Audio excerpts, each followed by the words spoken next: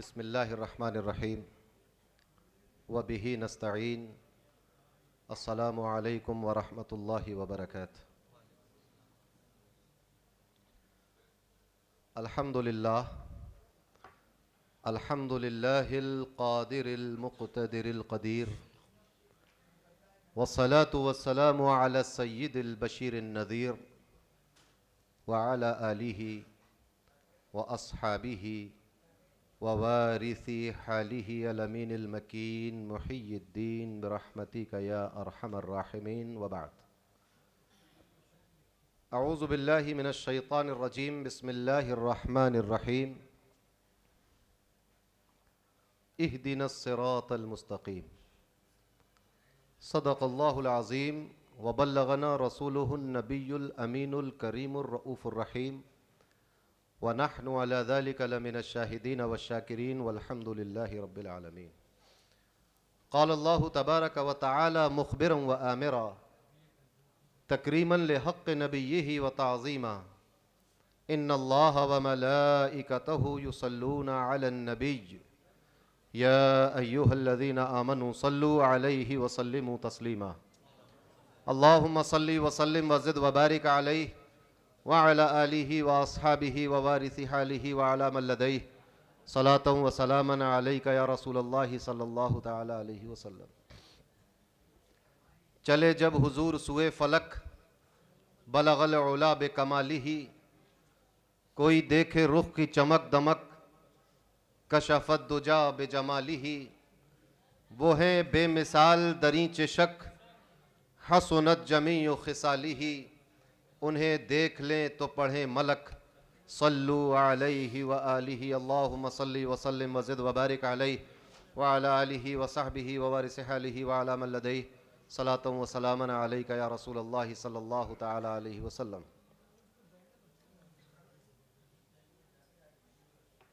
اللہ تبارک و تعالی کا فضل و احسان کہ اس نے ہمیں اور آپ کو اس بابرکت اور نورانی محفل میں حاضر ہونے کی توفیق عطا فرمائی۔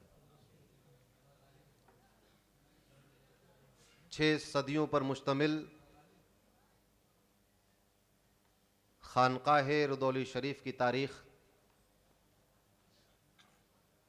حضور شیخ العالم رضی اللہ تعالی عنہ کا فیضان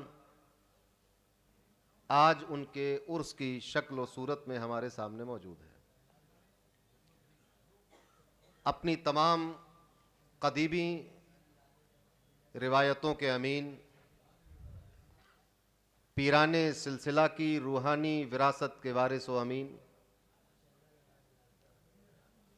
خانقاہ شیخ العالم کو بام عروج تک پہنچانے والی شخصیت،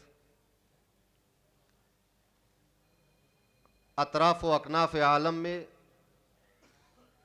خانقاہ شیخ العالم کا تعارف کرانے والی ذات، حضور صاحب سجادہ مدظ اللہ العالی ہمارے سامنے رونق افروز ہیں۔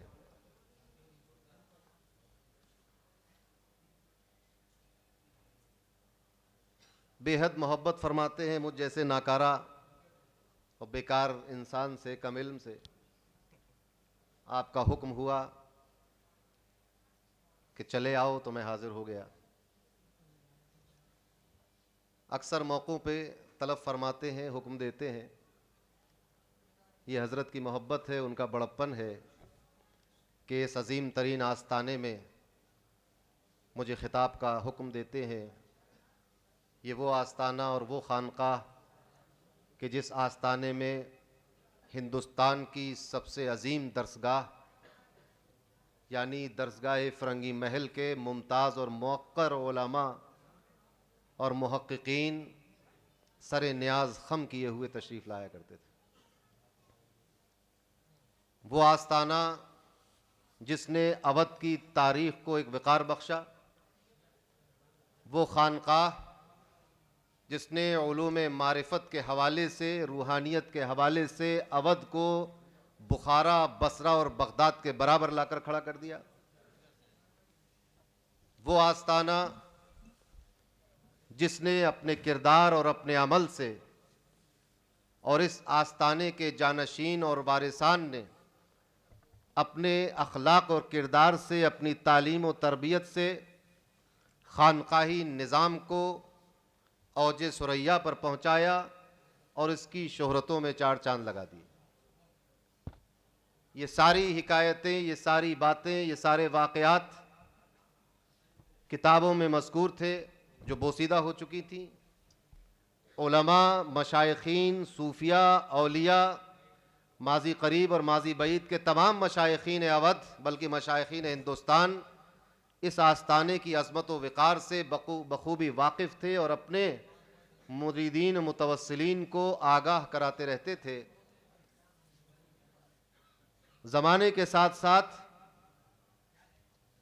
لوگ اپنی زندگی میں مصروف ہوتے گئے اور دین کے دوسرے شعبوں کی طرح اس خانقاہ کو بلکہ تمام خانقاہوں کو بلا دیا گیا، مگر صاحب خانقاہ اور صاحب آستانہ اور صاحب مزار کا روحانی تصرف ہمیں دکھائی دیتا ہے کہ آج حضور صاحب سجادہ نے اس مختصر سے عرصے میں اپنی محنتوں، اپنی کاوشوں اور اپنے اجداد اور اپنے پیران سلسلہ کی توجہات اور ان کی نصرت اور ان کی امداد کی بنیاد پر اس تاریخ کو پھر سے زندہ کر دیا۔ پیچھے اسٹال لگا ہوا ہے، جدید آب و تاب کے ساتھ تمام کتابیں موجود ہیں اور زمانے کی ضرورت کے حساب سے ہر زبان میں کتاب شائع کی گئی، رسائل شائع کیے گئے اور اس تاریخ کو اثر نو زندہ کر دیا گیا جو زمانے کے گردش لیل و نہار کی وجہ سے پس پش ڈال دی گئی تھی۔ تو اس آستانے کی عظمت و تاریخ کو بیان کرنا سورج کو چراغ دکھانے کے مترادف ہے۔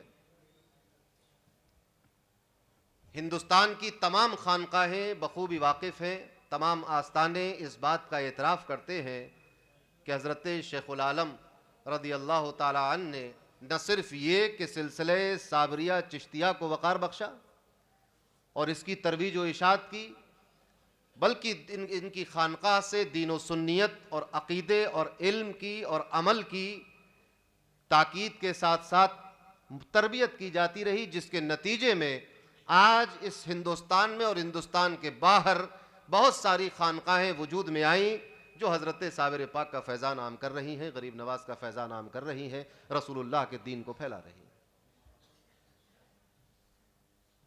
اب چونکہ ایک عرس منعقد کیا گیا ہے جو قدیم روایت ہے،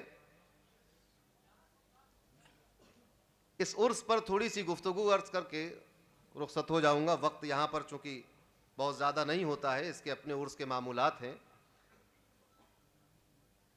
آپ حضرات عرس میں تشریف لائے ہیں اور لاتے رہتے ہیں اور ہندوستان بھر میں خانقاہوں میں آستانوں پر عرس منعقد ہوتا ہے، سب جاتے ہیں۔ ابھی رجب آنے والا ہے، غریب نواز کا عرس ہوگا۔ پچھلے مہینوں میں محبوب الہی کا عرس ہوا، آج اس عرس میں شامل ہیں۔ ربیع الاول شریف میں کلیئر شریف کا عرس ہوگا۔ غرض یہ کہ آراس منعقد ہوتے ہیں، چاہنے والے، ماننے والے، عقیدت رکھنے والے آراس میں شریک بھی ہوتے ہیں۔ اور یقین مانے کہ آج سے اگر 5 صدی پہلے، 4 صدی پہلے، بلکہ 3 صدی پہلے بھی چلے جائیں، یہ وہ وقت کہ جس وقت میں حضرت ملا نظام الدین نے فرنگی محل کی درسگاہ کو وقار بخشا تھا، اس زمانے میں یہ بحث ہی نہیں ہوتی تھی کہ عرس جائز ہے کہ نہیں جائز ہے۔ وہ دور تو ایمان والوں کا دور تھا۔ اس وقت ہندوستان میں یہ بدعقیدگی کا بیج نہیں بویا گیا تھا۔ اس وقت ہندوستان میں دین کو لے کر یہ کنفیوژن اور یہ تذبذب نہیں پھیلایا گیا تھا کہ عرس میں جانا چاہیے کہ نہیں جانا چاہیے اور کیوں جاتے ہو، اور قرآن میں کہاں لکھا ہے کہ عرس میں جانا چاہیے اور حدیث میں کہا آیا ہے کہ شیخ العالم کے عرس میں جانا چاہیے۔ مجھے حیرت ہے کہ جو لوگ قرآن و حدیث میں شیخ العالم کے عرس کا تذکرہ ڈھونڈ رہے ہیں، وہ اس پر عمل کیوں نہیں کرتے جس کے بارے میں قرآن نے صاف لفظوں میں کہہ دیا ہے، جس کی تعظیم قرآن نے واجب کر دی کھلے الفاظ میں، اس کی تعظیم تو ان سے ہوتی نہیں ہے، اور جس کا ذکر قرآن میں نہیں آیا اس کا ذکر قرآن میں ڈھونڈنا چاہتے ہیں۔ نیت کا فرق سمجھ میں آ گیا کہ نیت یہ نہیں ہے کہ اگر قرآن میں عرس کا ثبوت دکھا دو تو کل سے ہم عرس میں شریک ہو جائیں گے. نیت یہ ہے کہ لوگ بھولے بھالے ہیں, یہ قرآن سے عرس کا لفظ دکھا نہیں سکیں گے, لہٰذا ہم عرسوں کا بائیکاٹ کر دیں گے. یہی نیت ہے. ورنہ کیا وجہ ہے کہ رسول اللہ صلی اللہ علیہ وسلم کی عزت و توقیر کا ذکر قرآن میں اور بلکہ حکم قرآن میں دیا گیا ہے, مگر وہ زبان پہ نہیں آتی. سلام کا حکم قرآن میں دیا گیا ہے, وہ زبان پہ نہیں آتا. درود کی کثرت کی بات کی گئی ہے, وہ زبان پہ نہیں آتا. عام طور پر رسول اللہ کو مخاطب کرنے سے منع کیا گیا ہے, اس سے باز نہیں آتے. مگر کیا وجہ ہے کہ عرسوں کا ثبوت قرآن میں ڈھونڈ رہے ہیں, حلووں کا ثبوت قرآن میں ڈھونڈ رہے ہیں. ارے جن چیزوں کو قرآن نے واضح طور پر بیان کیا اسی پر ابھی آپ کا عمل نہیں ہو پایا ہے. اور رہ گئی بات یہ کہ عرسوں کا ثبوت اور آستانوں پر حاضری کا ثبوت, مزارات کی حاضری کا ثبوت قرآن و حدیث میں نہیں ملتا, یہ ایک جہالت کی بات ہے. ہوتا کیا ہے, کیا آپ بٹر چکن کا ذکر قرآن میں دکھا سکتے ہیں, اور فرائیڈ اور روسٹیڈ کا اور فرائیڈ رائس کا؟ تو یہ سب چیزیں حلال ہوں گی کہ حرام ہوں گی؟ بتائیے. تندوری چکن, دال گوشت اور سویابین ہے ذکر قرآن میں؟ تندوری روٹی کا, خمیری روٹی کا ذکر ہے کہیں؟ بڑے شوق سے کھا رہے ہیں. تمام دارالعلوم میں مشین لگی ہوئی ہے روٹیاں بنانے کی, روٹیاں بھی بنا رہی. اور صاحب ہفتے میں کئی دن جو ہے وہ گوشت بھی آ رہا ہے. تو سب ہو رہا ہے کہ نہیں ہو رہا ہے؟ کہاں ہے ذکر قرآن میں؟ اصول پتہ چلا کہ کیا کرنا ہے اور کیا نہیں کرنا ہے. یہ دو احکامات ہیں. جو نہیں کرنا ہے اس کو بتا دیا گیا ہے, اور جس کا کوئی بیان نہیں آیا وہ مباح اور جائز ہے. یہ اصول ہے. دلیل یہ نہیں ہوتی کہ دکھاؤ کہاں لکھا ہے کہ یہ کیا جائے, دلیل یہ ہوتی ہے بتاؤ کہاں لکھا ہے کہ نہ کیا جائے. اب دلیل یہ نہیں بنے گی کہ ہینڈ پمپ کا پانی پینا جائز ہے کہ ناجائز, بتاؤ کہاں لکھا ہے. دلیل یہ بنے گی کہ شراب کیوں نہ پیئے, یہ دکھاؤ کہاں لکھا ہے. تو ہم دکھا دیں گے کہ شراب اس لیے نہ پیو کہ قرآن نے منع کر دیا. اب یہ نہیں ہے کہ سفید بکری کا گوشت ہوگا, کہ بوائلر مرغی کا گوشت کھائیں گے, کہ گھر کی پلی ہوئی بکری کا, یہ نہیں ہوگا. کیا نہ کھاؤ یہ لکھا ہوا ہے. جن کا گوشت نہیں کھانا ہے وہ لکھا گیا ہے, جس کٹے ہوئے کو نہیں کھانا ہے وہ لکھا گیا ہے, جو چیز نہیں پینی ہے وہ لکھا گیا ہے, جو نہیں کرنا ہے وہ لکھا گیا ہے. اور جو کرنا ہے اگر وہ سب لکھا جاتا تو قرآن پھر 30 پاروں کا نہیں ہوتا, بلکہ 30,000 جلدوں سے بھی زائد جلدیں چاہیے ہوتی کہ جس میں تفصیل لکھی ہوتی کہ یہ بھی کرو اور یہ بھی کرو اور یہ بھی کرو. ہر وہ چیز حلال اور مباح ہے کہ جس کو منع نہ کیا گیا ہو. اب میرا سوال یہ ہے کہ عرس میں کیوں نہ جائیں, بتائیے کہاں لکھا ہے کہ عرس میں نہ جایا کرو. بات سمجھ میں آئی؟ جوئے خانے میں نہ جاؤ, لکھا ملے گا. جوا نہ کھیلو, لکھا ملے گا. سود نہ لو, لکھا ملے گا. شراب نہ پیو, لکھا ملے گا. غیر ذبیحہ نہ کھاؤ, لکھا ملے گا. جھوٹ نہ بولو, لکھا ملے گا. ابھی عربی کی تقریر کا خلاصہ یہ تھا کہ ماں باپ کے ساتھ بدسلوکی نہ کرو, لکھا ملے گا. ماں باپ کی فرما برداری سے روگردانی نہ کرو, لکھا ملے گا. رسول اللہ کی توہین نہ کرو, لکھا ملے گا. یہ سب لکھا ہے. کیا نہ کرو یہ لکھا ہوا ہے. اس کے علاوہ جو کچھ ہے وہ سب جائز ہے. ہر چیز جو نہیں لکھی ہے, جس کی کوئی دلیل نہیں ملتی, وہ جائز. اب رہ گیا یہ کہ چلیے اس بحث کو بھی چھوڑ دیجئے. اس کے باوجود بھی, یہ تو میں نے ایک اصول بیان کیا, لیکن مزارات پر حاضری, اہل اللہ کے پاس جانا, قبرستان میں جانا, آپ ذرا سوچیں اگر یہ اتنا ہی شدید گناہ تھا, قبروں پہ جانا, قبرستان پہ جانا اور آستانوں پہ جانا, تو پھر میری بات سمجھ میں یہ نہیں آتی کہ شریعت جہاں جانے کو منع کر رہی ہے اور وہیں جانے کے آداب بھی سکھا رہی ہے. یہ تو کہیں نہیں ملا کہ آستانوں پہ نہ جاؤ, قبر میں نہ جاؤ. یہ ملا کہ جب قبر کے پاس جاؤ تو کہو السلام علیکم. کیا طریقہ ہے, ادب کیا ہے قبرستان سے گزرنے کا؟ السلام علیکم یا اہل القبور یا اہل الدار. آپ ذرا سوچیں کہ جس مزار کو تم مر کر مٹی میں ملنے والا کہہ رہے تھے, اس کے بے نمازی مریدوں کا حال یہ ہے کہ جب وہ مر جائیں تو ان کی طرف گزرو تو کہو السلام علیکم. یہ ایک عام بے نمازی مسلمان کا. آپ یہ نہیں کہہ سکتے جو بہت متقی پرہیزگار ہو اس کی قبر پہ تو سلام کرنا, مگر جو بے عمل ہو اس کی قبر پہ سلام نہ کرنا. عام قبرستان کا اصول یہ ہے کہ جب جاؤ تو کہو کس کو سلام کرو؟ مٹی کے ڈھیر کو سلام کرو, کہ پتھروں کو سلام کرو, لکڑی کو سلام کرو, درختوں کو سلام کرو. کس کو سلام کرے؟ کوئی ہے جس کو سلام کرنا ہے نا, کس کو سلام کریں؟ یا امرؤ القیس کی زبان میں قفا نفکی من ذکرہ حبیبی و منزلی کرتے پھریں. کیا کریں آخر کار؟ کھنڈرات کو دیکھیں گے, سلام کس کو کریں؟ اور واضح طور پر صحیح احادیث میں آیا کہ جب تم سلام کرتے ہو تو وہ جواب دیتا ہے. یہ ایک عام قبرستان کا حال ہے. اب وہ لوگ جنہوں نے اپنی زندگی اطاعت رسول اور اطاعت الہی میں فنا کر دی ہو، جنہوں نے اللہ کا قرب حاصل کر لیا ہو، جنہوں نے اللہ کے اور رسول کے دین کی ترویج و اشاعت کی ہو، جنہوں نے اللہ کے گمراہ بندوں کو اللہ سے ملا دیا ہو، اب ایسے لوگوں کے اگر آستانوں پر جاؤ تو کیا کہو جا کر کہ یہ مٹی ہو گئے ہیں، ان کے پاس کیوں آتے ہو، ان کے یہاں کیوں جاتے ہو؟ بھئی ہر چیز کے آداب ہوتے ہیں. اور دوسری بات اور آخری بات یہ کہ اگر یہ شوق ہے کہ اگر ہم حدیث اور قرآن میں دیکھ لیں گے یہ تذکرہ تو پھر ہم باز آ جائیں گے، تو میں آپ کا استقبال کرتا ہوں. کھولیے بخاری شریف کی کتاب الجنائز اور دیکھیے اس میں کہ شہداء کے مزار پر جانے کا تذکرہ ہے کہ نہیں ہے. دیکھیے اس میں حجت الوداع کے موقع پر دیکھ لیجئے یا شہداء احد کے مزارات کے موقع پر دیکھ لیجئے. اور یہ ایک بات بتا دوں، ایسا کہہ نہیں سکتے آپ کہ میت دفنانے کے لیے گئے تھے. تقریباً 7 سال کے بعد کا واقعہ ہے.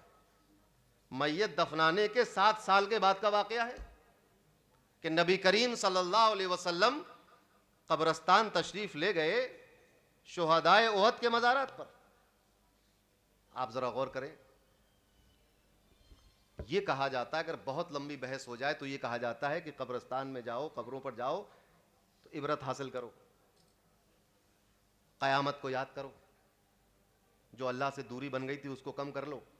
اس لیے جاؤ نہ کہ دعائیں کرنے کے لیے، نہ کہ چادر چڑھانے کے لیے، نہ کہ پھول پیش کرنے کے لیے، نہ کہ فاتحہ کرنے کے لیے. ٹھیک ہے، اچھی بات ہے.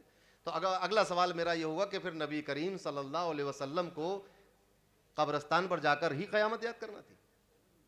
ان کو کون سی فکر آخرت تھی کہ یہ سوچنا اور یہ گمان کرنا کفر ہے کہ رسول اللہ قیامت کو بھول گئے تھے؟ جس ذات گرامی نے پوری دنیا کو قیامت کا پتہ بتایا ہو وہ قبروں میں جا کر آخرت کو یاد کرے گا؟ یہ یقین ہے کہ قبرستان میں جاتے ہیں تو یہ ایک احساس ہوتا ہے کہ سب کو یہی آنا ہے تو نیک اعمال کریں. مگر نبی کریم جو گئے ہیں تو ان لوگوں کے لیے دعا کرنے گئے. کس کے لیے؟ جو قبروں میں ہیں ان کے لیے دعا کرنے گئے ہیں.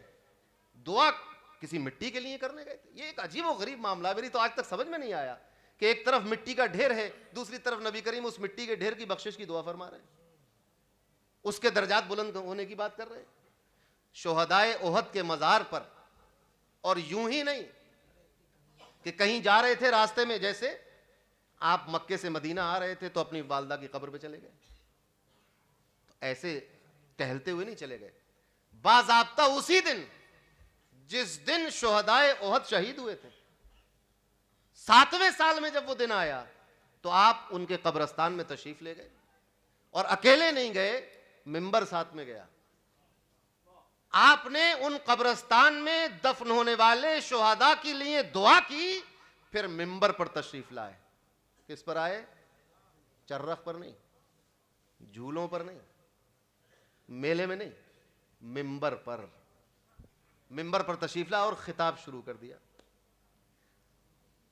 اب وہاں پر شہداء احد کا مزار، شہداء احد کے قبریں اور صحابہ جو آپ کے ساتھ گئے ہوئے تھے ممبر پر تشریف لائے. اب جو تقریر شروع کی، اسی لیے ہمارا عقیدہ یہ ہے کہ نبی کریم صلی اللہ علیہ وسلم کو اللہ نے وہ تمام علم عطا فرما دیا تھا جو آگے آنے والا ہے. اگر اس خطبے میں نبی کریم نے وہ لفظ استعمال نہ کیے ہوتے تو ہم ایڑی چوٹی کا زور لگا دیتے، مگر قبرستان میں جانے پر شرک کی تہمت سے ہم اپنے آپ کو بچا نہ پاتے. اس وقت تو کوئی تھا نہیں اختلاف کرنے والا کہ یا رسول اللہ آپ قبروں پر آ کر کیوں شرک کر رہے ہیں، یا آپ کے صحابہ شرک کر رہے ہیں قبروں پر کیوں آ رہے ہیں. تصور ہی نہیں تھا، یہ تصور ہی نہیں تھا. مگر اس موقع پر جس وقت یہ تصور ہی نہیں تھا کہ قبرستان میں جانے والے کو کوئی مشرک کہہ دے گا، اس موقع پہ رسول اللہ نے فرمایا کہ میں نہیں ڈرتا کہ میرے بعد تم شرک میں مبتلا ہو جاؤ. اور یہ بات کہی جا رہی ہے قبرستان میں کھڑے ہو کر، اس قبرستان میں ممبر لگا کر. اب یہاں اس بات کو اپنے ذہن میں رکھیں اور اب ذرا سوچیں کہ عرس کے اجزائے ترکیبیہ کیا ہیں. اجزائے ترکیبیہ اس کو کہتے ہیں کہ کن چیزوں سے مل کر عرس بنا ہے. عرس میں ہوتا کیا ہے؟ آپ نے دیکھا محفل ہوتی ہے، نمازیں، فاتحائیں، لنگر، ٹھہرنے کا انتظام، مجلس، پھر ڈائس، تقریر، نعت شریف، محفل سما، نمازیں، اور اس کے علاوہ کیا ہوتا ہے عرس میں؟ عرس کا پوسٹر اٹھا کر دیکھیے، اگر اس پوسٹر میں لکھا مل جائے کہ آؤ آؤ صابریوں ہمیں جھولے جھولنے ہیں عرس میں، تو مت جانا اس دن، عرس میں جانا چھوڑ دینا، کیونکہ اس سے اچھے جھولے تو رائے پور میں لگے ہوں گے، پھر رودولی جیسے قصبے میں آنے کی کیا ضرورت ہے؟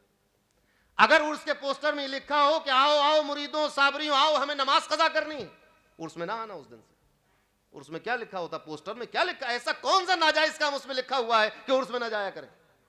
مسئلہ یہ ہے کہ مرض جو ہو علاج اس کا ہونا چاہیے۔ ہو رہی ہے کھانسی، علاج کر رہے ہیں کینسر کا، ہو گیا ہے نزلہ، علاج کر دیا بواسیر کا، بھائی یہ تو کوئی بات نہیں ہوئی نا، جو مرض ہے اس کا علاج کرو۔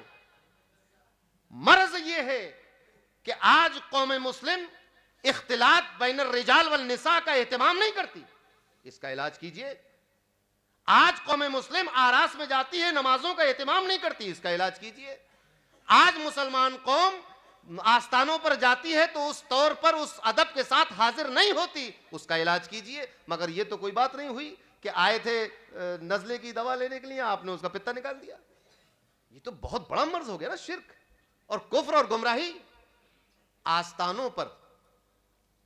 آستانے پر آ کر عرس کے اجزائے ترکیبیہ کو اگر غور سے دیکھا جائے تو اس میں کوئی ایسا کام نہیں ہے جو اپنی جگہ پر ناجائز ہو۔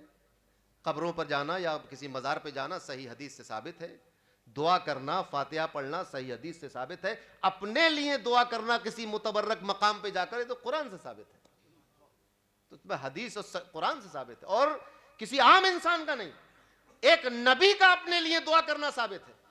اور دعا بھی اس بات کی نہیں کہ میری کمزوری دور ہو جائے، نمازوں میں دل لگے، عبادت کروں، اپنے لیے اولاد مانگنا جائے ثابت ہے۔ آج اس پر بڑا مسئلہ ہے کہ اجمیر شریف جا کے اولاد مانگ لی۔ ارے بھائی، حضرت زکریہ علیہ السلام حضرت مریم کی محراب میں کھڑے ہو کر اللہ سے اپنے لیے بیٹے کی دعا کر سکتے ہیں۔ ایک نبی، اس کو کیا ضرورت تھی کسی مقام پہ جا کے دعا کرنے کی؟ تو جہاں سے دعا کرتا وہاں سے قبول ہوتی۔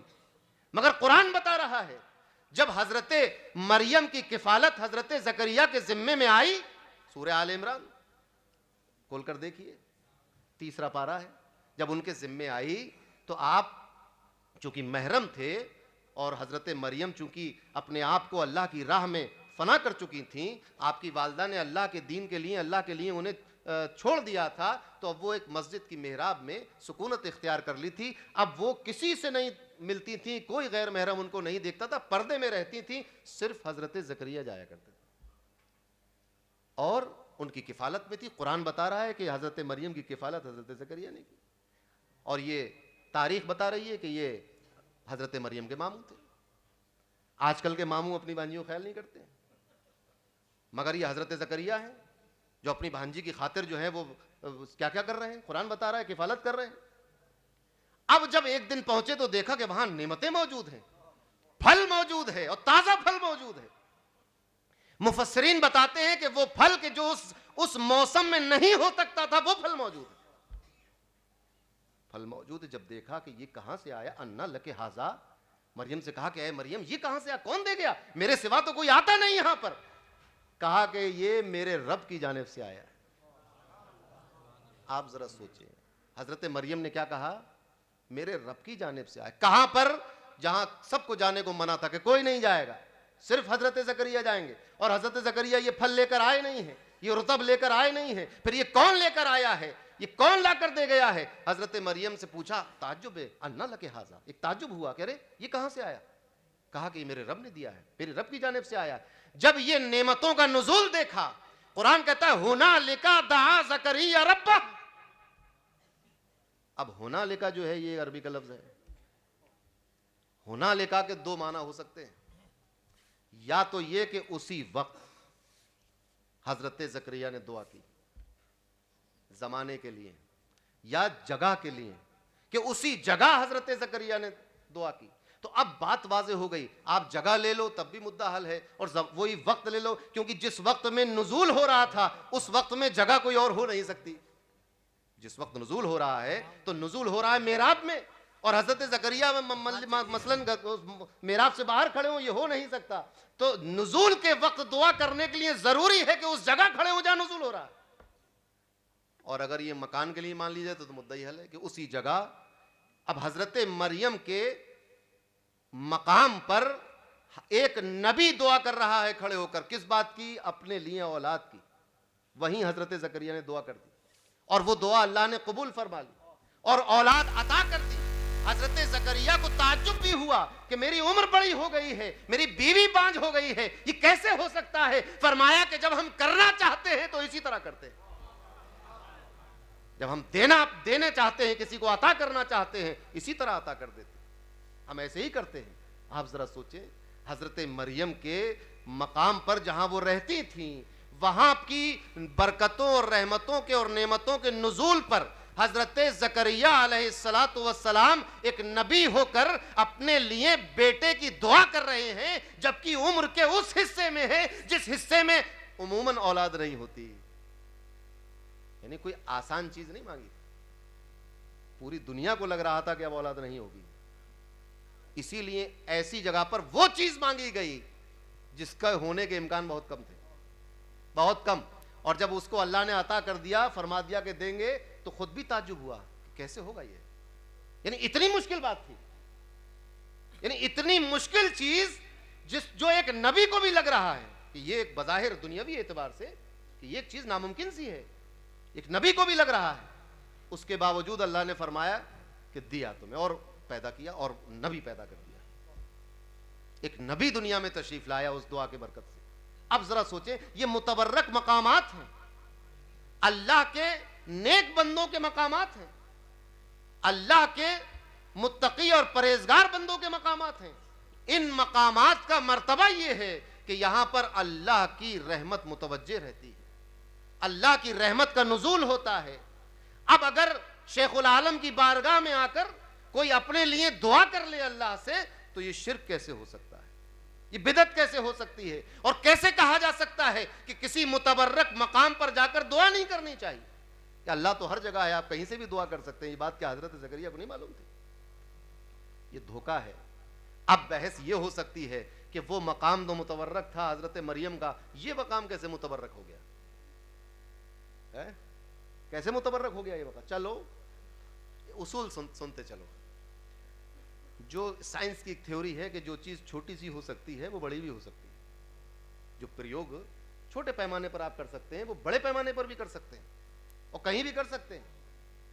یعنی دو گیسیں اگر کم تعداد میں ملاؤ گے تب بھی نتیجہ وہی نکلے گا, بڑی تعداد میں ملاؤ گے تب بھی نتیجہ وہی نکلے گا. مان لو کہ ابھی 2 منٹ کے لیے یہ ہٹاؤ کہ یہ ردولی ہے اور وہ حضرت مریم کی محراب ہے. شرک جو ہے وہ ہر جگہ شرک ہے, گناہ ہر جگہ گناہ ہے. تو اگر شیخ العالم کی درگاہ پہ دل نہیں ٹھک رہا ہے تو میں کہوں گا کہ حضرت فاطمہ کے مزار کے پاس جا کر تو دعا کر سکتے ہو نا, وہ تو اسی کیٹیگری میں آتی ہے. نام لے کر فرمایا ہے کہ مریم بھی دنیا کی عورتوں کی سردار ہے, فاطمہ بھی سردار ہے, خدیجہ بھی سردار ہے, عائشہ بھی سردار ہے. تو برابری کی بات ہے نا. اور خاتون جنت کا تو ایک پلس پوائنٹ یہ ہے کہ ان کے والد گرامی, ان حضرت مریم کے ماموں اگر حضرت زکریا ہیں تو حضرت فاطمہ الزہرا کے والد سید الکونین, امام الانبیاء ہیں, خاتم النبیین ہیں, ان کے شوہر حضرت علی ہیں, ان کے بیٹے حسنین کریمین ہیں. یہ شان ہے ان کی. تو ان کے مزارات پر ان کو بھی چھوڑو, تو نبی کریم صلی اللہ علیہ وسلم کے مقام مقدس پر کھڑے ہو کر دعا کرنے کو کیوں شرک کہہ رہے ہیں بھئی؟ یہ تو بات سمجھ میں نہیں آئی. حضرت مریم کے رہنے والی جگہ پر کھڑے ہو کر نبی دعا کرے تو قرآن میں آیت بن جائے, اور ہم اگر رسول اللہ کے مزار مقدس کے پاس جا کر دعا کریں تو شرک ہو جائے. تو اگر نبی کریم صلی اللہ علیہ وسلم کے دربار میں حاضر ہو کر دعا مانگنا جائز ہے تو پھر دنیا کے ہر متبرک مقام پر کھڑے ہو کر دعا مانگنا جائز ہوگا. ایسا نہیں ہو سکتا کہ ایک شرک وہاں تو عبادت بن جائے اور یہاں شرک بن جائے ایک عمل, یہ نہیں ہو سکتا. اور دوسری بات اور آخری بات یہ ہے کہ ان مقامات پر کھڑے ہو کر اور حاضر ہو کر دعا مانگی ہی اس لیے جاتی ہے کہ ان کا تعلق مدینے والے سے مضبوط ہے. آپ نے دیکھا کہ یہ امت شرق سے لے کر غرب تک کسی ایسے بہت بڑے مزار پر, تاج محل پہ جا کے دعا مانگی کسی نے؟ کتنا بڑا مزار ہے, 7واں عجوبہ ہے نا, سنگ مرمر کا بنا ہوا. یہاں تو آپ دیکھیں چھت پہ ٹین پڑا ہوا ہے مخدوم صاحب کے, بوسیدہ لکڑی کا قفس ہے اور وہاں سنگ مرمر ہے. دعا مانگنے جاتا ہے کوئی نہیں دعا مانگ. اتنی عقل تو ایک معمولی سے معمولی آدمی بھی رکھتا ہے کہ کہاں مانگنا ہے کہاں نہیں مانگنا ہے. آپ ذرا سوچیں, ملکہ ہندوستان کی قبر پہ جا کے کوئی نہیں مانگتا, مگر رودولی کے ایک فقیر کے آستانے پر کھڑے ہو کر بڑے بڑے بادشاہ ہاتھ پھیلائے ہوئے ہیں. تو سوچئے کہ ملکہ ہندوستان کے یہاں تو لوگ ٹکٹ لگا کر جوتے پہن کے دیکھنے جاتے ہیں, افسوس کرتے ہیں کہ ارے بھائی اس کے ہیرے جواہرات چور گئے, انگریز لے کے بھاگ گئے. مگر ہندوستان کے بادشاہ کو جب اولاد کی خواہش ہوئی اور تھک ہار گیا تو اپنے محل سے ننگے پیر حضرت سلیم چشتی کی بارگاہ میں حاضر ہونا پڑا اور وہاں کھڑے ہو کر دعا کرنا ہوئی کہ مولا مجھے بھی اولاد عطا فرما. شیخ نے, ایک فقیر نے دعا کی, اللہ نے اولاد دی. یہ اس ہندوستان کی تاریخ ہے, کسی نے بھی لکھی ہو اس کو پڑھ کے دیکھ لیں آپ. یہ اتنی مشہور بات ہے, اسی لیے اکبر نے اپنے لڑکے کا نام بھی سلیم رکھا. حضرت شیخ محی الدین ابن عربی کا نام تو سب لیتے ہیں, مگر یہ نہیں دیکھا کہ ان کی پیدائش کیسے ہو رہی ہے. ان کے والد گرامی شیخ عربی اولاد نہیں ہو رہی تھی. حضور غوث اعظم رضی اللہ تعالیٰ عنہ کی بارگاہ میں حاضر ہوئے, عرض کیا کہ حضور اولاد کے لیے دعا فرمائے. آپ نے آنکھیں بند کی, تھوڑی دیر کے بعد آنکھ کھول کے فرمایا کہ شیخ عربی تمہاری قسمت میں اولاد نہیں, تقدیر میں اولاد نہیں لکھی. اس نے, شیخ عربی بھی اس زمانے کے شیخ تھے, آج کا کوئی آدمی ہوتا لڑ جھگڑ کے واپس آ جاتا, کہتا کیسی بات کرو, تمہیں کیا پتا تقدیر میں ہے کہ نہیں, دعا کرنے کا کام ہے تمہارا, کرنا ہو کرو نہیں تو بھیا اگلے سے. انہوں نے کہا کہ حضور اگر لکھی ہوتی تو میں یہاں کیوں آتا, یہاں کیا کرنے آتا میں, اگر ہماری قسمت میں اولاد ہوتی تو ہم یہاں کیوں آتے. غوث اعظم کو یہ ادا پسند آئی, آپ نے فرمایا اپنی پشت میری پشت سے لگا کر بیٹھو, میرے صلب میں ابھی ایک فرزند باقی ہے, وہ میں تمہیں عطا کر رہا ہوں, اور یہ عطا کرنے کے بعد جو بچہ پیدا ہوا اس کا نام شیخ عربی نے محی الدین رکھا ہے غوث اعظم کے نام پر. اس لیے ابن عربی کہا جاتا ہے, ابن عربی کو محی الدین نام رکھا گیا. تو ہوا کہ نہیں ہوا, آپ ذرا سوچیں. یہ ایک عجیب و غریب معاملہ ہے, نہ قرآن میں اس کو منع ہے, نہ حدیث میں اس کا منع ہے, بلکہ تواتر کے ساتھ نبی کے صلی اللہ علیہ وسلم کے زمانے میں اور ان کے بعد خلفائے راشدین کے زمانے میں اور اس کے بعد تابعین اور ائمہ مجتہدین کے زمانے میں اور آج تک امت مسلمہ کا ایک بڑا سواد اعظم اور اہل سنت والجماعت کے تمام لوگوں کا معمول یہی ہے کہ وہ مزارات اولیاء پر حاضر ہوتے ہیں. اب آخری بات یہ ہے کہ ایک حدیث کو بہت لوگوں نے پکڑ لیا ہے کہ ہر بدعت جو ہے وہ گمراہی ہے, اور ہر گمراہی ہے, اور یہ صغرا کبرا لگا کر یہ کر دیا کہ ہر نیا کام جو ہے وہ گمراہی ہے اور جہنم میں لے جانے والا ہے. ٹھیک ہے, آپ کی مرضی مان لیجیے اس بات, مگر یہ بھی فرمایا نبی کریم نے کہ میری امت کسی گمراہی پر جمع نہیں ہوگی, امت گمراہی پر جمع نہیں ہوگی. 100 دلیلوں کی ایک دلیل ہے, تم قرآن کے پنوں کو جھڑکتے رہو, ہوا لیتے رہو, تفسیریں کھنگالتے رہو, مگر یہ 100 دلیلوں کی ایک دلیل کہ امت گمراہی پہ جمع نہیں ہوگی. اب مجھے بتائیں کہ امت کے کتنے علماء, افراد و محققین و محدثین اور مفسرین اس بات کے قائل ہیں کہ مزارات پہ نہ جایا کرو.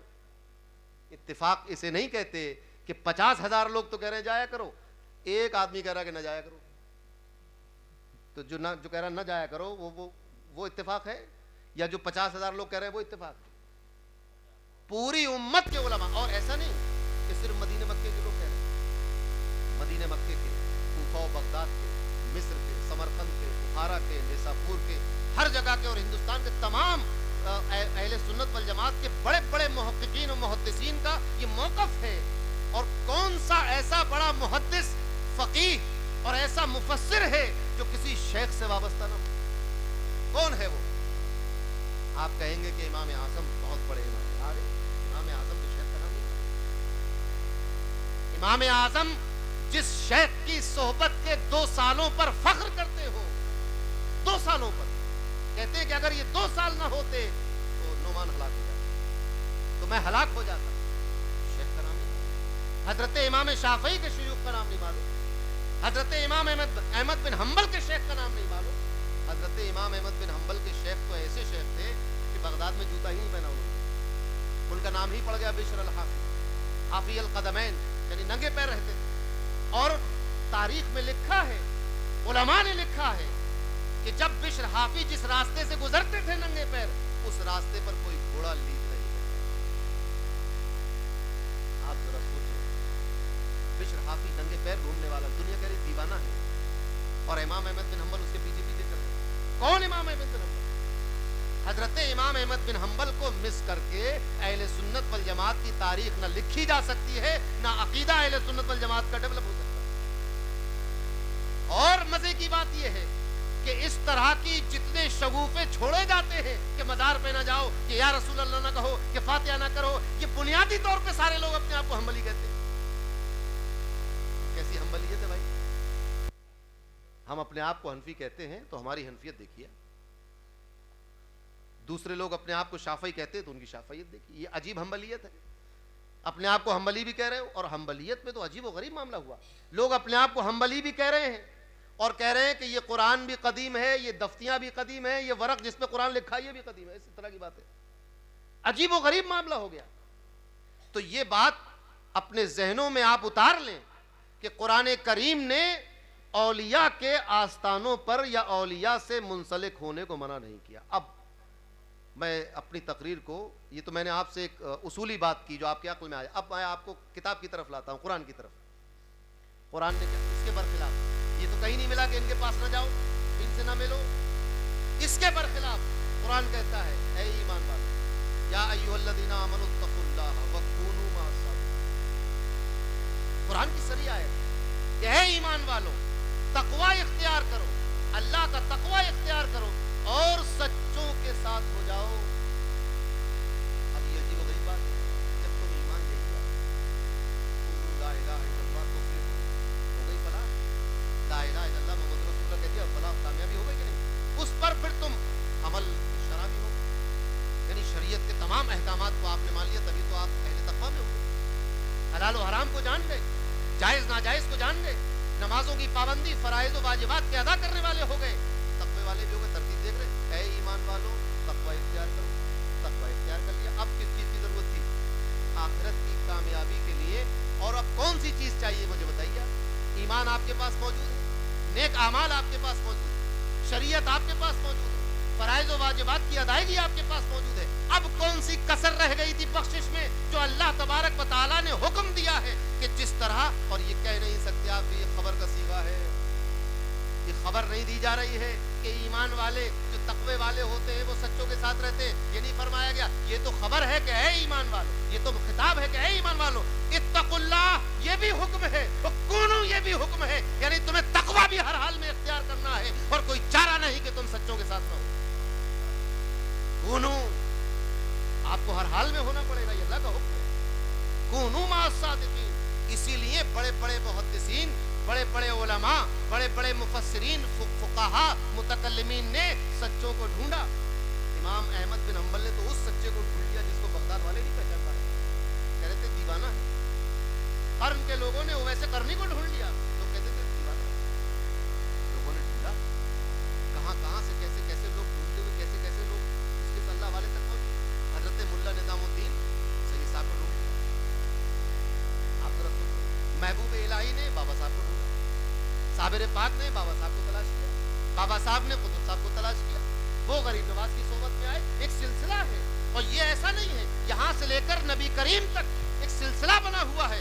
کونوا مع الصادقین، سچوں کے ساتھ ہو جاؤ. اسی لیے فرمایا گیا صحابہ کرام جب کسی غیر صحابی سے کوئی حدیث سنتے تھے تو منہ پھیر لیا کرتے تھے اس سے، اور اس سے کہتے تھے پہلے اس کا نام بتاؤ جس سے تم نے حدیث سنی.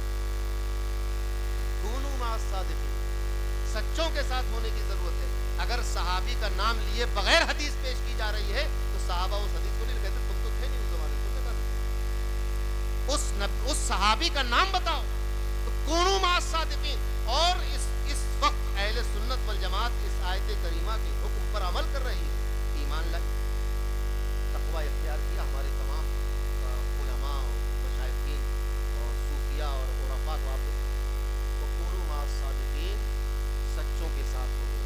کوئی بھی شخص اس امت کا جو معزز ہے ایسا نہیں ہے کہ اس کا کوئی شیخ نہ ہو. کوئی نہیں. یہ ایک عجیب و غریب دھارنا. اچھا ایک فرقہ یہ ہے کوئی کہتا ہے کہ ہمارا کوئی شیخ نہیں, مگر پھر بھی چند لوگوں کو اپنے مجبوراً شیخ بنائے. اور ایک چیز ہوتی ہے نا کہ دنیا میں اپلائی ہو سکتی ہے کہ نہیں. مثال کے طور پر آپ بتائیے کیا یہ ممکن ہے کہ دنیا کا ہر مسلمان قرآن و حدیث لے کے بیٹھ جائے اور اس سے مسئلے نکالے؟ ممکن ہے؟ لیکن ناممکن کا مطلب یہ کہ محال عادی ہے. یہ تو کرامت یا معجزہ ہی ہوگا.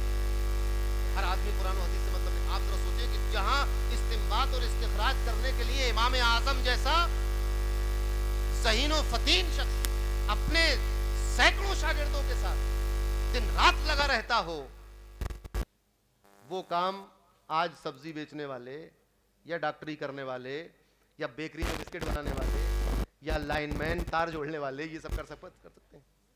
یہ ایسا دین و مذہب لے کے چلا جا رہا ہے جو اپلائی ہو نہیں سکتا. اب فرق یہ ہے کہ تم ایک ایسے شخص پہ بھروسہ کرتے ہو جو 4 سال سعودی عرب رہی آیا ہے, ہم اس پر بھروسہ کرتے ہیں جس کو امام اعظم کہا جاتا ہے, امام شافعی کہا جاتا ہے, احمد بن حنبل کہا جاتا ہے, امام مالک کہا جاتا ہے, غوث اعظم کہا جاتا ہے, غریب نواز کہا جاتا ہے, مخدوم صابر کہا جاتا ہے, نظام الدین اولیاء کہا جاتا ہے. ہم ایسے پہ بھروسہ کرتے ہیں. اپنی اپنی قسمت ہے. ایک ہوتا ہے ڈاکٹر, ایک ہوتا ہے جھولا چھاپ. تو اب جھولا چھاپ سے علاج کراؤ گے غلط ہو ہی جائے گا نا.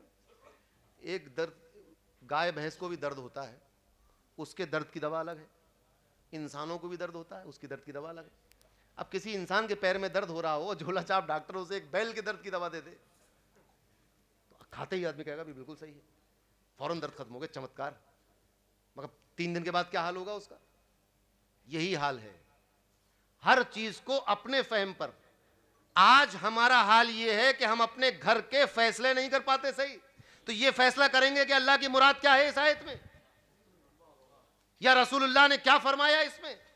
قرآن کے اندر کہیں امر کے صیغے میں خبر دی جاتی ہے, کہیں خبر کے صیغے میں امر دیا جاتا ہے. کون طے کرے گا اس بات کو؟ کہیں ایک حکم آ کر منسوخ ہو جاتا ہے, کہیں ایک حکم باقی رہتا ہے, کہیں اس حکم میں تخصیص ہوتی ہے, کہیں اس کی تعمیم ہوتی ہے. کون بتائے گا یہ بات؟ تو یہ باتیں. اور دوسری بات یہ, امام اعظم کا ذکر آ گیا تو سنتے چلیے. امام اعظم سے فرمایا کہ میرے نزدیک اہل اللہ کا ذکر کرنا, غور سے سنیے گا, میرے نزدیک اہل اللہ کا ذکر کرنا رات بھر فقہی گتھی سلجھانے سے بہتر ہے. اور ایسا نہیں کہ وجہ نے بتائی ہو, وجہ بھی بتائی, اور اتنی معقولی وجہ بتائی ہے کہ اگر ذرا سی بھی عقل رکھتے ہیں تو آپ بات سمجھ میں آ جائے گی. ہوتا کیا ہے کہ اجتہاد میں, یعنی جب قرآن و حدیث سے کوئی مسئلہ نکالتے ہیں تو اس کو اجتہاد کہتے ہیں. اجتہاد میں 2 امکانات ہیں, یا تو اجتہاد صحیح ہوگا یا اجتہاد غلط ہو جائے گا. اسی لیے خطائے اجتہادی اگر خلوص نیت کے ساتھ اجتہاد کیا جا رہا ہے اور خطا ہو جائے تو اس پر بھی ایک ثواب مل جاتا ہے. تو خطا کا امکان رہتا ہے.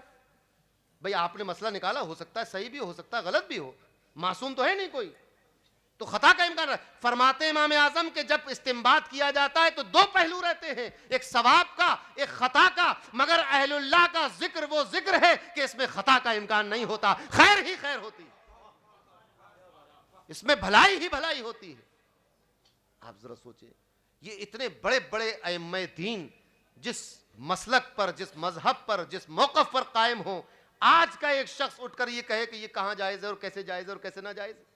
قرآن کریم میں اہل اللہ سے نسبت رکھنا, ان سے تعلق جوڑنا, ان کے پاس آنا جانا, ان سے میل جول رکھنا, ان سے سیکھنا, ان کی تربیت میں رہنا, اس سب کو بہت تفصیل سے یا تو صریح آیت میں بیان کر دیا گیا ہے یا اشارت النص میں, جس کو پھر مفسرین نے تفصیل سے کھول کر بیان کیا. اور احادیث کریمہ تو ان لوگوں کی نظر سے گزرتی نہیں ہے.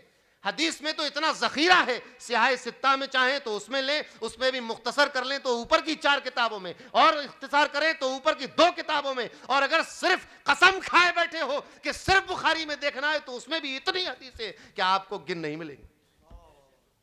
مثال کے طور پر میں نے یہ عرض کر دیا آپ سے. تو اہل اللہ کے مزارات پر جانا یہ قرآن سے ثابت ہے, وہاں جا کر دعائیں کرنا یہ قرآن سے ثابت ہے. شہداء کے مزارات پر قبرستان میں جانا, سال میں ایک دن متعین کر کے کہ جس دن ان کی شہادت ہوئی تھی, یہ صحیح بخاری سے ثابت ہے. آج ہم اسی دن یہاں آئے ہیں جس دن وصال کا دن ہے کہ نہیں, اور یہ دن آپ ہی کہتے ہیں کہ دن کیوں مقرر کیا, ہم نے مقرر کیا ہے. یہ اللہ کا مقرر کیا ہوا ہے کہ کس دن کس کا وصال ہونا ہے؟ ہمارا کیا دن مقرر کیا ہوا ہے؟ تو اللہ نے مقرر کیا تھا کہ اسی تاریخ میں ہونا ہے، اس تاریخ میں ہو گیا. تو جو دن اللہ نے مقرر کیا تھا اس میں حاضر ہوئے، ہم اپنے طور پر مقرر کر کے حاضر نہیں ہوئے. تو الزام نہ لگاؤ. یہ اللہ کا مقرر کیا ہوا دن ہے، اس نے دن مقرر کیا ہے. اب رہ گئی بات کہ کیوں آتے ہو، اس کا بھی آپ سنتے چلیے. آج کسی شکل میں اگر کہیں آپ نے ایسا ویسا عرس دیکھ لیا ہو تو آ کر اب آپ ہر خانقاہ کے عرس پر اعتراض کریں، یہ مناسب بات نہیں. کہیں دیکھا ہو آپ نے ایسا عرس کہ جو نہیں ہونا چاہیے، ہو سکتا ہے خرافات ہو رہی ہو، برائی ہو رہی ہو، مگر اس کو ہر عرس کو اسی پہ ناپ دیں گے؟ ایسا نہیں. عرس میں ہوتا کیا تھا؟ عرس میں تربیت ہوتی ہے، عرس میں اصلاح ہوتی ہے، عرس میں لنگر کا اہتمام ہوتا ہے، عرس میں آنے والوں کی ہدایت اور تربیت کی مجلس ہوتی ہے. آپ دیکھیں کہ آپ کے لیے اسٹال لگا ہوا ہے، جو پڑھنا جانتے ہیں وہ کتابیں پڑھ سکتے ہیں. لوگ کہتے ہیں بھائی مدرسے پہ زیادہ توجہ ہونا چاہیے. علامہ اقبال نے کہا تھا کہ خانقاہوں میں مجاور رہ گئے گورکند. علامہ اقبال ہوتے تو میں کہتا تشریف لائیے آپ ردولی شریف. کسی شاعر نے کہا کہ ہاں علم کے در مدرسہ حاصل گردد، کارے دیگرست تو عشق کارے دیگرے. تو میں ان سے کہتا کہ تشریف لائیے، اگر وہ کارے دیگر کرنا ہو تو جامعہ چشتیہ موجود ہے، اور عشق کرنا ہو تو آستانے شیخ العالم موجود ہے. دونوں کام کیا کرنا ہے آپ کو. تو آپ پتہ چلا نہ آپ کو یہ کرنا تھا نہ وہ کرنا تھا، اس لیے نہ آپ مدرسے میں آئے نہ آپ آستانے پہ آئے. آپ کو کرنا تھی خرافات، وہ آپ کر رہے ہیں. اور ایسا ہمدمے دیرینہ ہو گئے ہیں آپ ہمارے کہ آپ کہتے ہیں وہ جلی کٹی، سنتا ہوں میں ہنسی خوشی، باتوں میں دل لگی بھی ہے، باتوں میں دل لگا بھی ہے. ہم کوئی کم ہمت کم حوصلہ تو ہے نہیں کہ تمہاری باتوں سے برا مان کر پیچھے ہٹ جائیں. آپ کرتے رہیے، پچھلے 800 سالوں سے یہی تو کر رہے ہو. آپ ذرا سوچیں کہ آپ کہتے ہو کہ مدینے جانا گناہ کا سفر ہے، ہم نے اس کا جواب دیا. حضرت تقی الدین، کیا نام ہے کنیت، حضرت سبکی، علامہ سبکی نے، امام سبکی نے کتابیں لکھی گئیں. دور بدلتے رہے، کتابیں لکھی جاتی رہیں. اب دور یہ آ گیا ہے کہ اس وقت بھی کتابیں شائع ہو رہی ہیں، اور کتابوں میں طوطا مینا کی کہانی نہیں ہوتی، قرآن و حدیث کی دلائل ہوتے ہیں. فرق یہ ہے کہ آپ اس کو پڑھ نہیں پا رہے. اس لیے جب کوئی آپ سے کہتا ہے قرآن دکھائیے عرس کہاں ہے، تو آپ ہکا بکا رہتے ہیں. بات تو صحیح ہے. 40 سال ہو گئے نماز پڑھتے ہوئے، آج تک قرآن کا ذکر تو آیا نہیں تراویح میں کہیں. قرآن میں ہوتا تو آتا. میں اگر آپ سے یہ پوچھوں کہ قرآن میں تو اور بھی ایسے ذکر ہیں جو آپ کو نہیں معلوم ہوں گے، بہت سارے ذکر ہیں قرآن کے اندر. تو ایسا نہیں ہے. اور دوسری بات یہ کہ اتنا حوصلہ رکھو کہ جس راستے پر تم ہو اس راستے پر 8 پشتے ہوں گی پیرانے سلسلہ کی. تو کم سے کم اتنا تو اعتماد کرو. ارے جس امام کے پیچھے کھڑے ہو کر نماز پڑھتے ہو اس پر اتنا اطمینان کرتے ہو، اعتماد کہ اس کے پیچھے میری نماز ہے، اس کی اقتداء میں میری نماز ہے. تو جو 5 وقت کے امام کے پیچھے کھڑے ہو کر اتنا بھروسہ، اور جس کو دین اور دنیا سپرد کر دی تھی، جس کے ہاتھ پہ ہاتھ رکھ کر اپنے آپ کو فروخت کر دیا تھا، اس پر اتنا بھی بھروسہ نہیں کہ اس کے عرس میں کیوں جا رہے ہیں، اس کی دلیل ڈھونڈے پھر رہے ہو. دلائل کا کام، اخذ کرنے کا کام علماء کا ہے، وہ کر رہے ہیں. کبھی بھی اس طرح کے کسی سوال سے نہ گھبرائیے. تو عرس میں اہل اللہ، اب لفظ عرس نہیں ملے گا، جیسے بٹر چکن نہیں تھا. مگر کھانا جائز ہے کہ نہیں؟ ہر سال یہاں وہ آتا ہے کباب والا، ایک بند کباب ہے کسی قرآن و حدیث میں؟ بڑے بڑے دارالعلوموں کی کینٹین چل رہی ہے. ابھی آتا لکھنؤ میں جا کے دیکھی، بہت بڑی کینٹین ایک دارالعلوم کی. اس میں جو چیزیں بک رہی ہیں کیا قرآن و حدیث میں ہے؟ کہیں نہیں ہے، کیونکہ وہ حلال ہے. وہ حلال ہے. اب جو حلال ہے وہ کسی شکل میں ہو، وہ لال رنگ کی ہو یا کالی مرچ چکن ہو یا گرین چکن ہو یا وائٹ ہو، اگر حلال ہے تو ٹھیک. اور اگر وہ ذبح نہیں کیا گیا ہے تو چاہے حرم میں لا کر دیا جائے ناجائز ہے، مدینے میں لا کر دیا جائے ناجائز ہے، دارالعلوم میں کھلایا جائے ناجائز ہے، کسی آستانے پر کھلا دیا جائے. جیسے چرس اب تم دیوا شریف میں پی لو تب بھی ناجائز، اجمیر جا کے پی لو وہاں بھی ناجائز، ردولی آ کے پیو یہاں بھی ناجائز، اور کسی اور میلے میں پی لو وہاں بھی ناجائز، اور ریلوے اسٹیشن میں بیٹھ چھپ کے پی لو وہاں بھی ناجائز. تو بھائی جو ناجائز ہے وہ ناجائز ہے، جو جائز ہے وہ جائز ہے. تو اب لفظ عرس اگر قرآن میں نہ ملے تو یہ پوچھنا کہ عرس کہتے کس کو ہیں. پتا چلا عرس اس کو کہتے ہیں کہ کسی خاص صاحب مزار پر فاتحہ پیش کرنا. اب پوچھو کہ فاتحہ پڑھنا جائز ہے کہ ناجائز ہے، یہ پوچھو قرآن سے، اور یہ پوچھو حدیث سے. دعا کرنا جائز ہے کہ ناجائز ہے، یہ پوچھو قرآن سے. جمع ہونا جائز ہے کہ ناجائز ہے، یہ پوچھو قرآن و حدیث سے. تقریر کرنا جائز ہے کہ ناجائز ہے، یہ پوچھو قرآن و حدیث سے. یہ سب پوچھئے. محفلیں کرنا جائز ہے نہ ناجائز ہے، یہ شریعت بتائے گی. نہ کہ لفظ عرس کے پیچھے پڑ گئے آپ کہ لفظ عرس کہاں لکھا ہے اس میں. بہت ساری چیزیں آپ کے گھر میں بھی ہوتی ہیں وہ بھی قرآن میں نہیں لکھی. مگر ہو جاتی ہیں اور سب جائز بھی ہیں. تو اپنے دل سے یہ وہم اور خیال نکالیے. عرس یعنی آستانوں پر سال میں ایک دن مقرر کر کے حاضر ہونا اور تقریر سننا اور تلاوت سننا، نمازیں پڑھنا، دعائیں کرنا، یہ سب کتاب و سنت سے ثابت ہے، جیسا کہ میں نے ابھی آپ کے سامنے عرض کیا. اور رودولی شریف کا عرس، اس عرس پر تو کوئی انگلی اٹھا ہی نہیں سکتا. جتنے علماء تاریخ میں ماضی میں اس عرس میں حاضر ہوئے ہیں شاید ہی کسی آستانے پر حاضر ہوئے.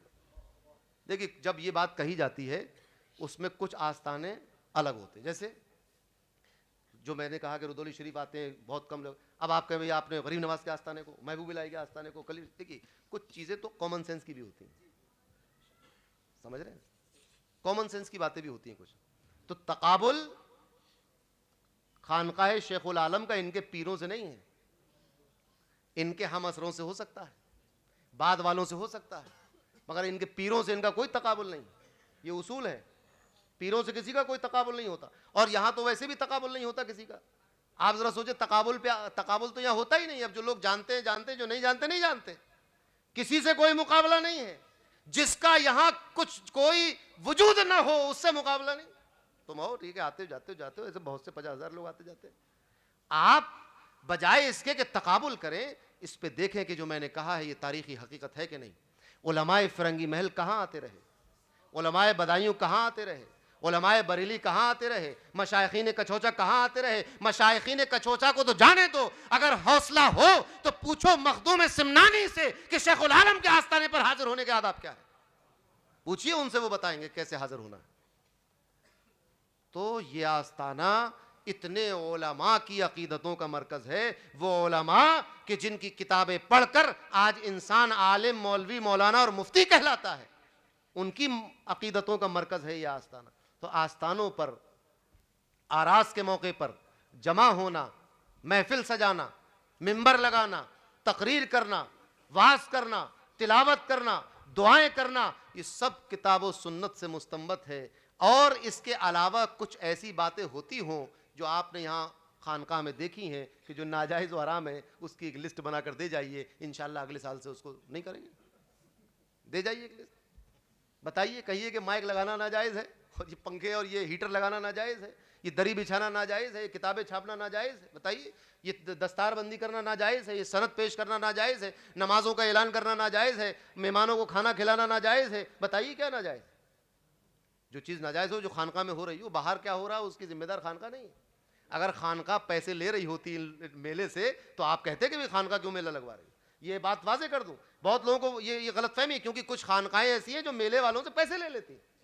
رودولی شریف کی خانقاہ کسی دکان سے پیسہ نہیں لیتی، نہ میلے سے پیسہ لیتی ہے. یہ لوگ اپنی مرضی سے لگا لیتے ہیں آ کر، اور یہ ایک ایسی جگہ پہ لگاتے ہیں جو خانقاہ کی ملکیت نہیں ہے. سمجھ رہے ہیں بات کو آپ؟ تو اس بات کو یاد رکھیے. اگر کوئی ایسی شکایت آپ کو مل رہی ہے کہ یہاں نمازوں سے روکا جا رہا ہے، توحید سے روکا جا رہا ہے، یہاں پر جو ہے پاکی اور ناپاک سے روکا جا رہا ہے، ناپاک رہنے کا حکم دیا جا رہا ہے، یہاں جو ہے وہ پوجا کرائی جا رہی ہے معبودان باطلہ کی، یا ایسا کچھ ہو رہا ہے، تو ایک لسٹ بنا کے دے جائیے تاکہ اگلے بار اسی پر تقریر ہو. کل ملا کر عرس میں آنا، اہل اللہ کے پاس آنا، قرآن کی صریح آیات سے مستنبت ہے. جیسے کونوا مع الصادقین ہو گیا، اور اس طرح کی بہت ساری آیتیں. فَاسْأَلُوا أَهْلَ الذِّكْرِ إِن كُنتُمْ لَا تَعْلَمُونَ. کسی جاننے والے سے پوچھو اگر تم نہیں جانتے ہو. کیسے پوچھو گے؟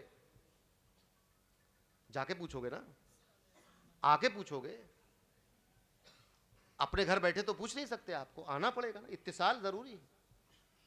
اور ان کے پاس آنا اور سیکھنا اور سمجھنا یہ ایسا عمل ہے جو ایک فطری عمل ہے.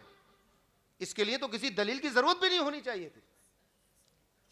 آخری بات اور عرض کر دوں، ایک بڑا سوال یہ ہوتا ہے کہ قبروں پہ آپ آئے ہیں، یہ بیچارے خود اپنی نفسی میں ہیں. ایک بڑا سوال ہے، یہ عربوں میں بھی ہے.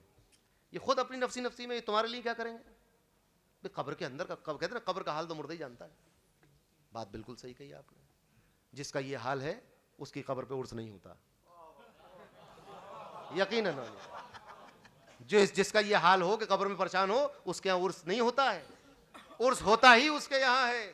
کہ جو اپنی زندگی اللہ اور اس کے رسول کی اطاعت میں فنا کر چکا ہے. اب یہ منطق میری سمجھ میں نہیں آتی کہ جس شخص نے ساری زندگی اللہ اور رسول کو راضی رکھا ہو, انتقال کے بعد اس کی قبر میں عذاب ہو جائے گا.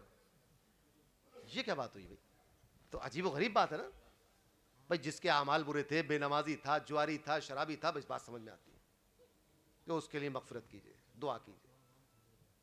مگر جو شخص, اب غریب نواز, آپ ذرا سوچیں, جن کا عالم یہ تھا کہ ادھر روح اس فانی جسم سے کوچ کر رہی ہے, ادھر پیشانی پر ھذا حبیب اللہ لکھا ہوا. آپ ذرا سوچیں, یہ ان اہل اللہ کا یہ عالم ہے, تو ان سے زیادہ آرام سے کون ہوگا؟ اور قبر میں آرام بھی ملتا ہے, یہ صحیح حدیث سے ثابت ہے. اور آپ کو مسئلہ بتاتا چلوں, قبر میں عذاب بھی ہوتا ہے, قبر میں نعمتیں بھی ہوتی ہیں, اور یہ عقیدہ ایسا ہے کہ اس پر ایمان رکھنا واجب ہے. اس پر ایمان رکھنا واجب ہے. یہ اگرچہ اس کے دلائل قطعی الثبوت اور قطعی الدلالہ نہیں ہے, تو انکار کفر نہیں ہوگا, گمراہی تک رہ جائے گا, مگر ایمان رکھنا واجب ہے. تو قبر کے اندر نعمتیں بھی ہیں, تو جو نعمتوں میں ہے اس کے پاس تو آ سکتے ہیں نا, اسی کے پاس آتے ہیں. اور آخری بات یہ عرض کر دوں, وقت میرا تقریباً مکمل ہو گیا, کہ عرسوں میں اہل اللہ کے پاس آنا, اولیاء کے پاس آنا, جیسے ان کی زندگی میں آنا جائز تھا, ایسے ہی وصال کے بعد بھی آنا جائز ہے. آخر فرق کیا پڑا؟ کیا فرق پڑ گیا؟ زندگی میں آتے تھے, اسی لیے علماء نے لکھا ہے کہ وہی ادب رکھو جو ان کی زندگی میں ہوتا تھا, تو ان کے مزار اور قبر کے ساتھ بھی وہی ادب رکھو, اسی طرح ادب سے آؤ. جب زندگی میں آتے تھے تو وصال کے بعد بھی اسی طرح آنے کا حکم دیا گیا ہے. اس سے وصال کے بعد ان کو ہلکا سمجھنا. اور یہ منطق تو میری آج تک سمجھ میں نہیں آئی کہ تم ہی بیان کر رہے ہو کہ قبر پہ نہ بیٹھو. کیوں نہ بیٹھو بھائی؟ حدیث میں آیا ہے. کیا آیا ہے حدیث میں؟ کہ بھائی مردے کو بہت بھاری محسوس ہوتا ہے. بھائی یار, ہم اگر بوسہ دیں تو گر گئے, تم وہاں اپنے پیر کا وزن میت کو فیل کرا رہے ہو, اور ہمارے پھول اسے فیل نہیں ہو رہے, آپ کا پیر اسے فیل ہو رہا ہے. تو عجیب و غریب بات ہے بھائی. رسول اللہ صلی اللہ علیہ وسلم نے ایک قبر کے اوپر ہری ٹہنی رکھی کہ نہیں رکھی؟ یہ بتائیے مجھے آپ, رکھی کہ نہیں رکھی؟ پتا چلا کہ جب ہری ٹہنی کسی قبر پہ رکھی جائے تو وہ ہرے پتے اس صاحب قبر کے لیے استغفار کرتے ہیں, اس کے لیے دعا کرتے ہیں. کرتے ہیں کہ نہیں؟ اب ذرا سوچو کہ جو عذاب میں مبتلا تھا, یہ بہت ٹھنڈے دل سے سوچنا, یہ بات, یہ کوئی آپ یہ نہ کہیں کہ منطق لگا دی, جو عذاب میں مبتلا تھا اس کا عذاب ان ہری پتیوں سے دور ہو گیا. جو عذاب میں نہیں تھا, جو ویسے ہی نعمتوں میں تھا, اب اس پر پھول چڑھا دیا آپ نے, تو نعمتوں میں اضافہ ہوگا کہ نہیں ہوگا؟ یا وہ کام نہیں کریں گے, یا وہ کہیں گے جب تک عذاب نہیں ہوگا اس وقت تک پتی کچھ نہیں کرے گی. تو پتی رکھنے کے لیے ضروری ہے کہ پہلے عذاب کروائیے اس پہ. یہ تو کوئی منطق نہیں ہے. مسلمانوں, عقل کا استعمال کرو. یہ تو بکریوں اور مرغیوں کے لیے ہوتا ہے کہ ایک طرف ہکالتے ہوئے ان کو ہانکتے ہانکتے دربے بند کر دیا.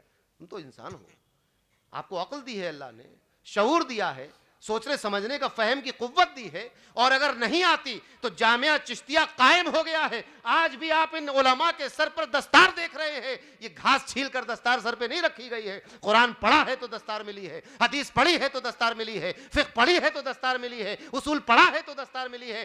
آپ کو بھی شوق ہے اگر اپنی اصلاح کا, تو اپنے بچے کو یہاں داخل کیجئے. جب یہ علم حاصل کر کے آئے گا تو پھر اس سے پوچھنا کہ عرس میں جانا کیسا ہے, فاتحہ پڑھنا کیسا ہے, قرآن خوانی کرنا کیسا ہے, نعتیں پڑھنا کیسا ہے. یہ بچہ آپ کو جواب دے گا, اور قرآن کی آیت پڑھ کے جواب دے گا, رسول کی حدیث پڑھ کے جواب دے گا, علماء کے اقوال بیان کر کے جواب دے گا, صحابہ کا عمل دکھا کے جواب دے گا. اور اس کے بعد آپ کو ہو سکتا ہے کہ مطمئن ہو جائے کہ جب اپنا لڑکا یہ بات کہہ رہا ہے تو پھر سچ ہی ہوگی. ہمت کیجئے, ہمت کیجئے. مشکل ہو سکتا ہے کہ ایک بہت بڑے دارالعلوم کو چھوڑ کر جامعہ چشتیہ میں بچوں کو لانا ہو سکتا ہے مشکل ہو, وہی برابر میں لکھنؤ ہوئی ہے, مگر لا کر دیکھیے. وہاں کا مزہ چکھ چکے ہیں, یہاں کا مزہ چکھیے, تو آپ کو احساس ہوگا کہ ایسا نہیں ہے کہ یہ پوری جماعت اہل سنت سواد اعظم ہوا میں لٹ مار رہی ہے اور پانی پر کچھ تحریر کر رہی ہے, بلکہ ہماری بنیاد بھی کتاب و سنت ہے, اور اتنی مضبوط بنیاد ہے کہ امام اعظم ابو حنیفہ فرماتے ہیں کہ جو میں استنباط کر رہا ہوں, جو قیاس کر رہا ہوں, اگر اس کے مقابلے پہ کوئی حدیث آ جائے تو پھر وہی میرا موقف ہے. یہ ہے معاملہ. ایسا نہیں کہ ہوا میں اپنی خواہش سے کوئی بات کر دی ہو. ہمیں اپنی خواہش، اگر ہمیں یقین مانو، اگر ہمیں اپنی خواہش پہ عمل کرنا ہوتا تو ہم رسول اللہ کو سجدہ کر رہے ہوتے. یقین ماننا، بہت بڑی بات کہہ رہا ہوں. اپنی خواہش پہ عمل کرنا ہوتا، اگر کتاب و سنت کا خیال نہ ہوتا تو ہم یہاں فاتحہ نہیں کرتے، یہاں سجدہ کرتے آ کر. مگر چونکہ ہمیں اپنی خواہش پہ نہیں، شریعت کے حکم پہ چلنا ہے، لہذا سجدہ نہیں کرتے. اور اس لیے نہیں کرتے اگرچہ ہم دیکھ رہے ہیں قرآن میں رسول اللہ کے ہاتھ کو اللہ اپنا ہاتھ کہتا ہے، مگر ہم رسول اللہ کو اللہ نہیں کہتے.